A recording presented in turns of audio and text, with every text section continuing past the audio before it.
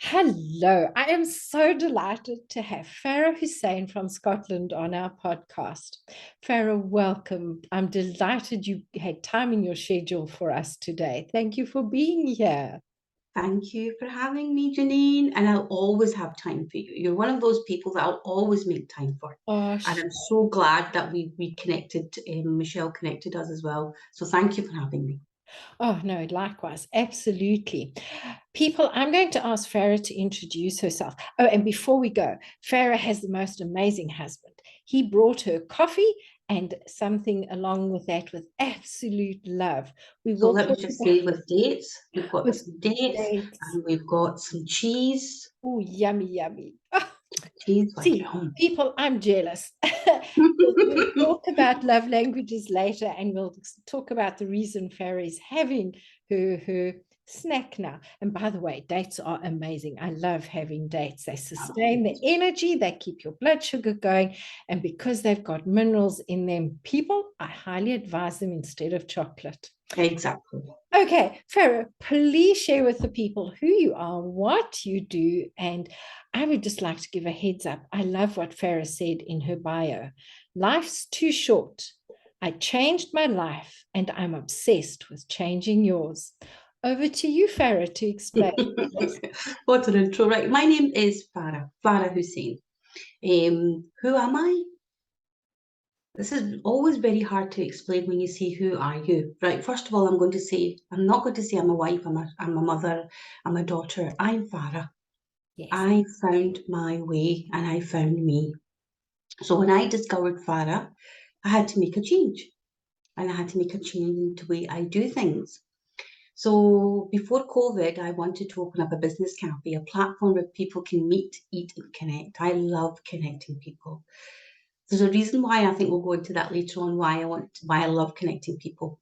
But then it didn't happen, and then COVID happened, and I opened online Farah Networking.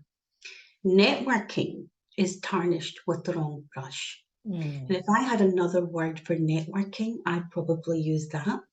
But it's more about human to human networking and making those connections, Mhm. having conversations. So I built Farah Networking on the back of having conversations. You definitely do. And what came to mind when you were talking, Farah, is conversations and connections, because I truly have found connections in your conversations. And I love the question Farah asks on Monday. They really get your week going, they get you to dive deep into yourself, and they allow you to step forward. Farah, where did the Life's Too Short come about?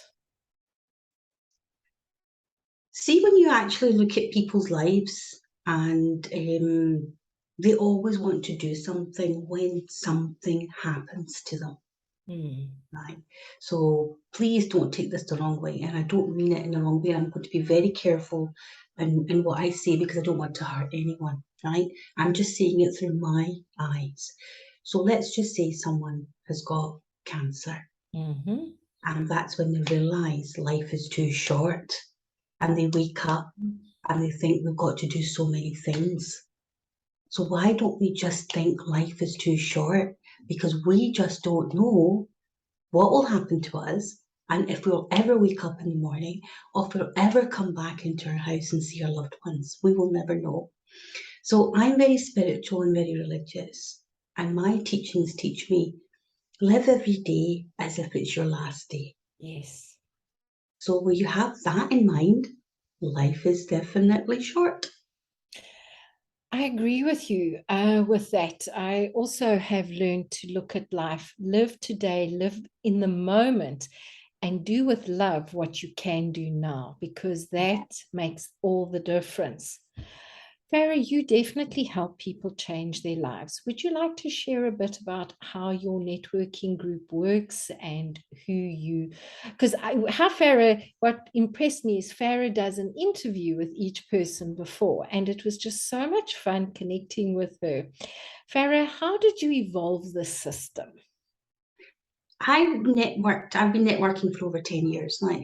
And I used to go to every networking event that was out there because that's what we were told, right? You need to network, you need to speak to people, but I didn't know how to network.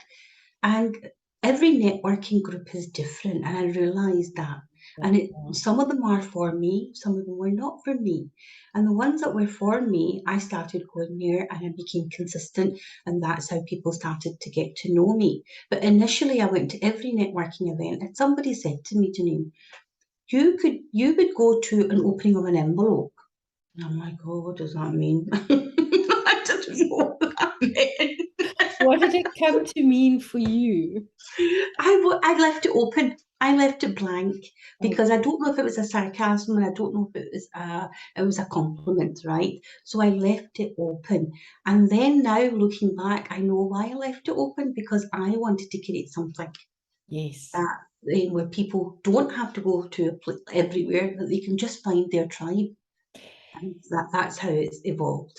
Oh, that is so beautiful. While you were sharing there, I was just thinking, people mentioned the word going to a networking meeting, and I would run away.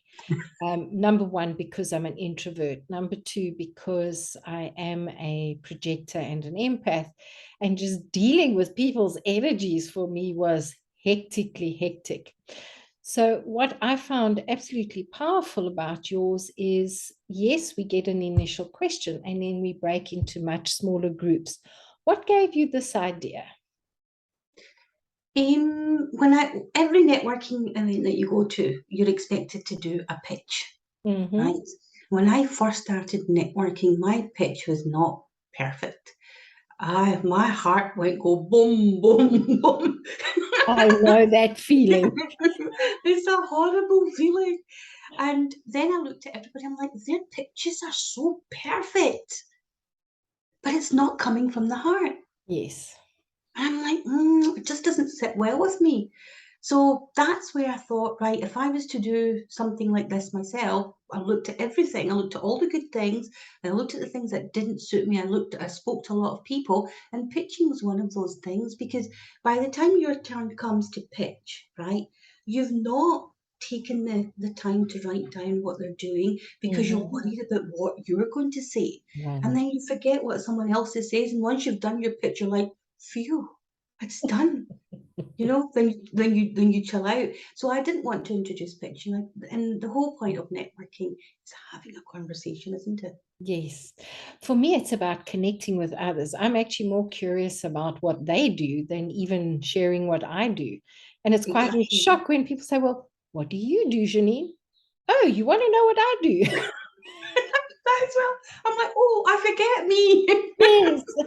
It's like, Yeah. I've just been so intrigued with what you do. Let's explore what you do because let's see where I can refer, where I can work through it. And that is actually the beautiful energy that I discovered in your network. Now, Farah, let's talk about something that's similar and yet a little bit different. You are really quite an expert on helping people on LinkedIn. How did you become passionate about this? Trial and error. Trial and error. I like to jump into things without thinking sometimes, and I get called. I don't know in South Africa if they know Mr. Bean, right? Yes, we But do. I love you do Mr. know Mr. Bean. Bean. What's his name? Rowan Atkinson. Ron Atkinson, yeah. I love Mr. Bean, and I'm a bit like Mr. Bean, right? I've got what it takes to do it, but I don't really realise what I'm doing until I actually jump in and actually do it. And Mm, even my kids say, I'm like, how did you manage that? I'm like, I don't know. I just pressed this and I pressed that, and it worked. LinkedIn is such a great platform, Janine, such a great platform. I have been working on it and I've been listening to people and I've been taking ideas from it. But I believe one thing, right? One thing is authenticity, mm, right? It yes. doesn't matter what platform you're on and how you use it, algorithm, hashtags, blah, blah, blah. Do you know what? It goes over my head and it still goes over my head. Bless Michelle. She's did a presentation and I got something out of it. I love it. But I'd never had an agenda. Mm-hmm. Like my only intention was to go out there and if someone gets something from it, I've done my job. Oh, that is beautiful. I love that. So, in your group, you have a huge mix of people. How do you feel when you do the interview with people? What helps you understand if that person will be a good fit or not? I don't interview them. I have a conversation with them, and Oh, I I love that. love Oh, that I they love get that. I apologize. Yes, it. because I did feel it was more of a conversation and an Yeah, interaction rather than an yeah. interview. I have a conversation, and I'm all about vibes and energy. And if I don't feel the person, then I will politely decline. Mm, And because they will give me a reason, right? For example, they might say, "Well, how many, let's just say, life coaches are in your group?" That puts me off mm, because, like, everyone is different. Everybody connects to people in a different way. So mm, that means you're not confident in what you're doing. You're worried about your competitors. Your competitors shouldn't be a competition because really, if you actually think about it, Janine, right? Everyone wants to help someone, but they're doing it in their own way, yes. right? And that's just the way it is. So they're doing a good thing. How can they be your competition when they're doing where they want to serve other people? Mm-hmm, Right? But mm-hmm, I'm not saying everybody's like that, right? There's some people out there that do it just for the sake of doing it, but mm, there's so many people out there that want to serve other people. So if it's not the right fit, I'll just say to them, I'll say, look, I'm sorry, but Farah Networking isn't for you. mm. Because you've got to look at it this way, Janine. I'm responsible for the people that are in Farah Networking's group. Yes, So if something happens outside or they've said something and I've brought in the red bad apple, then it's going to affect the whole group. Right. And that's this is why it's important to find out what they are, what their intentions are, why do they want to network, is it their first time? And if it feels right, they come in as a guest, right? That's the first step. And if they like it and if they think it's good for them, then they can join. And if they don't, it doesn't matter. yes. I must say, I have really, really benefited from the other coaches and energy workers in your group. I've had a lot of ideas sparked. There's potential for collaboration. So for me, I see it as a gift when there's more Yes. people doing what I enjoy. And what do you feel about mindset work? Mindset work is so, so important. And I think mindset work or well-being, again, it's overused. It's so overused. Everyone does it in a different way. Everybody's journey is different. Everybody starts in a different way. Everything starts within us. It's us. We have to make the change within us. And if we start making the change within us and then get the right mindset, and then it just spirals from there. Mindset is everything. It's the basis of everything. If you skip the mindset bit and you jump onto something else, you might get the short term gain, but you won't Mhm. get the long term gain. Then you still have to come back and start from there, isn't it? Absolutely. I absolutely agree with that. I've seen people slide back because of their mindset. And people, I would just like to clarify thinking and thoughts are very different to your mind and your mindset. Yeah. One gets to work and be the observer of our thoughts in order to do the correct mindset work. And the questions Farah asks in the group really, really help with that. And getting into conversations with the other people, Farah's been so interesting because, like, sometimes there's some people that just for the heck of it will take an opposite point of view just to see what people say. And I'd like look at this and I go, is that really what you believe? No, no. I just, Love it. okay. Let's start again. No, actually, it's wonderful because it makes one think. It's like a debate. It's the Isn't it? like where you take. You might not agree with the point you've got, and yet you get to broaden your perspective and your thinking. And it's what I've enjoyed about it is it's not just business; it's growth, and that is what I Yes, feel you offer is growth. absolutely. What is your vision with Farah Networking? What is the difference you're choosing to make? It's bringing like-minded people together. And as I said before to you, Janine, I headhunt diamonds. And it really excites me. It excites me when I meet people. I met you, like Michelle, amazing individuals, and my heartbeat goes boom, boom, boom, and it excites me. And then when you actually think about it, right, when you put these people together who've got the same mindset, same vision, same aspirations, and if you put them together, you create a movement, Yes. right, Wow. for the good. Love it. And it sends those ripples out into the world for positive change, for higher consciousness, and definitely greater awareness. And that Yes. is what I've discovered in your networking group. So I just would like to thank you for that. You actually revolutionized my idea of networking. It's so interesting because I met Michelle in another very much more business orientated network that led to your network, and the two complement each other very Absolutely. beautifully. Absolutely. And yes, Michelle is a catalyst for change. She really, She's amazing. She's amazing. But listen, if you actually think about it, right, there's no right and wrong. I agree. As long as you've got the right intention and you're not there to hurt anyone and you want to do it for the right reasons, it's your life, Mm-hmm. it's your rules. You do what's good for you. That's it. And so it's the fear, isn't it, that comes into play. It's like, what if I did this? And what if this happens? And what if this happens? To hell with it. Then you think about it. Life is too short. Mm-hmm. Because if you don't do it, someone else is going to come along and do it. And then you'll be thinking, oh, bugger, I wish I had done it. Oh, I love that. Yes. So many times those ideas come and then you forget to act on them, or you don't. Oh, they've pinched my idea. Exactly. Actually, the idea moved on because it wished to be birthed, it wished to come forward. Yes, Absolutely. I've And had. that's why I say it's like I help people to follow their dreams. It doesn't matter what it is. Yes. I dreamt a dream. I had a dream, but I didn't have the courage or the mindset wasn't right. It wasn't the right time. I just didn't know who to ask for help because I thought if I utter something, they're going to think that's such a hideous idea. How could you even come up with it? But if you actually think about it, no idea is bad. I agree. Yeah. It's always a gift from the creator, Yeah.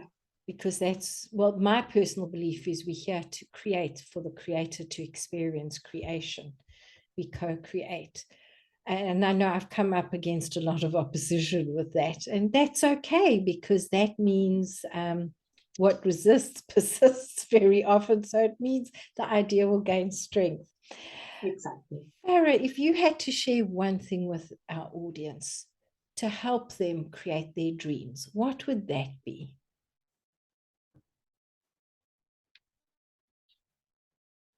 Take time out. Just take time out and reflect on your life. Where are you at the moment? COVID was great in the nicest possible way.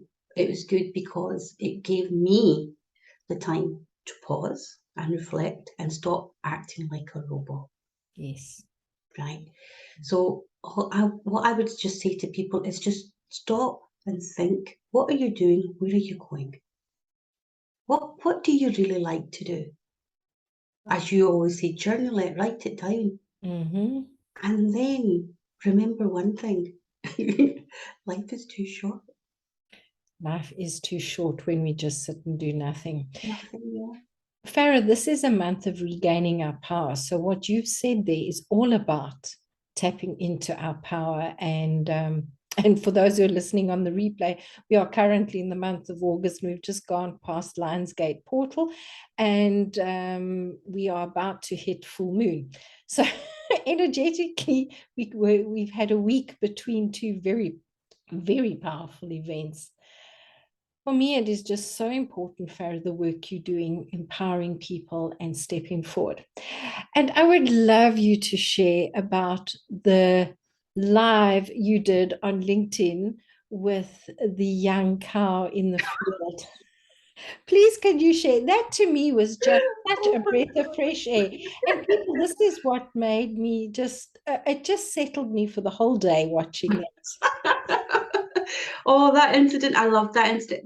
I go for a walk every single morning, and I always say that that's my time, that's me time, and that's my download time. And I create so much stuff. Walking is an hour and a half, and I make sure I go out for this walk, and I go on the same route unless I'm going with someone else, going to the park. So there's a farm where I walk, and there's like sea, and there's a farm, and there's lovely cows.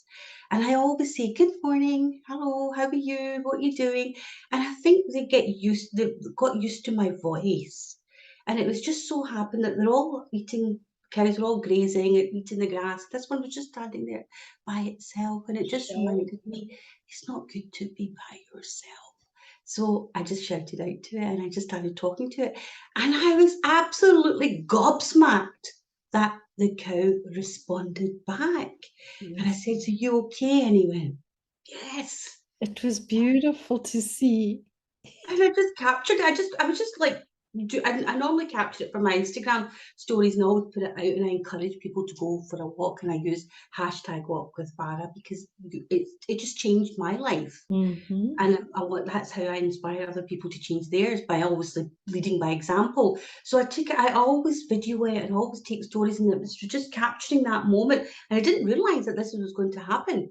And I'm like, this is important. This is God's creation. Yes. Like, this is just amazing how God has created. If you actually think about it, I'm going off on a tangent here, but when you actually think about it, the ants and the frogs and the insects and the butterfly, every single insect has a purpose and it's out there and it's going doing what it has to do. But that insect or that creation, that the animals, they don't care what's happening around them. As human beings, we're given a brain, and that brain gets us to overthink. But every single one of us has a purpose. So if we understand our purpose, we should be just in that purpose and doing what we have to do. So that the conversation with the cow was absolutely amazing. I love having conversations with them, and I think they just love hearing the voice, and they know me now because I see them every day. That is so powerful. I work a lot with elemental energy and I absolutely adore that because, yes, they do connect with us because they really are, are alive and that Yeah. makes such a difference. Oh, Farah, this has been amazing. So we were speaking about love languages at the beginning with Mr. Hussein's love language being one of them being gifts. What brought you into awareness of love languages? I didn't even know that existed. It was not until my children did a quiz on love language. I'm like, what? What? And because myself and Mr. I call my husband Mr. H. Mr. H is a totally opposite from me, so we clash at times, right? So he does. He's more of he doesn't like taking risks. So Yes. he's like cautious, perfectionist. And I'm like, go, go, go, let's see what happens. He goes, calm down, just calm down. So he brings me down. Balance. Yeah, he just balances what bring it down. And so when he's like that, and I bring him back up again. So we kind of yin and yang. So my love language is more about doing things, quality time, affirmations. That's my love language. Mm. Oh, my giddy aunt, I've watched people where their love languages are quality time. My husband's love language is quality time, and mine is acts of service. And you can just so pass each other without understanding the other person is Yes. saying, I love you.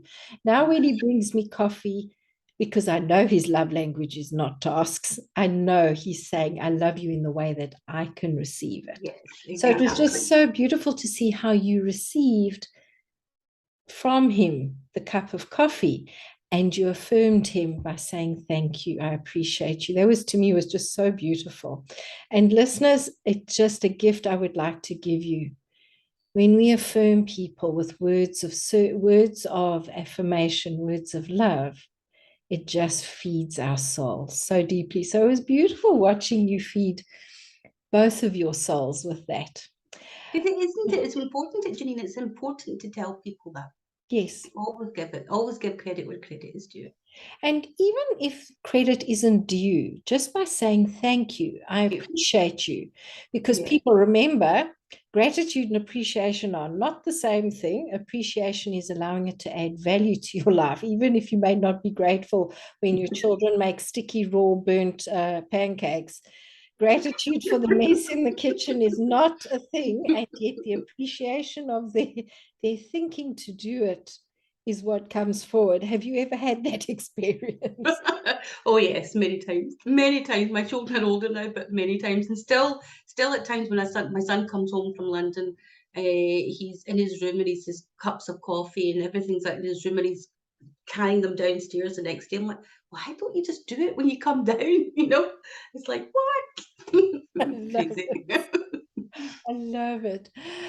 Farah, this has been absolutely delightful. Is there anything you would like to add as an add-on? Anything? Oh yeah, no, do you know what? It's one thing I just like to say at the end is keep smiling. Yes. That's it. Keep smiling. It does change the world, hey?